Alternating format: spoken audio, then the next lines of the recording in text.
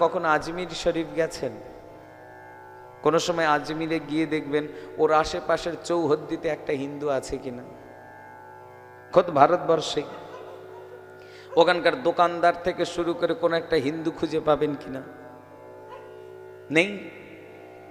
আপনারা কাশ্মীরে অমরনাথ তীর্থ করতে যান, বৈষ্ণোদেবী তীর্থ করতে যান, যত গাধা খচ্চরওয়ালা যত আছে সব দেখেন সব মুসলমান, কোনো হিন্দু খুঁজে পাওয়া যায় না। হ্যাঁ, নেই।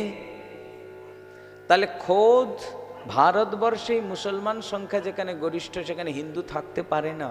ভারতবর্ষের কথা এটা বলছি আমি। অথচ হিন্দুদের তীর্থে, হিন্দুদের ধামের মধ্যে এখনো পর্যন্ত নির্বিবাদে আনন্দে মুসলমান বাস করছে। তারপরেও যদি কেউ আঙুল তোলে হিন্দুরা অসহিষ্ণু, সেটা তাদের ধৃষ্টতা।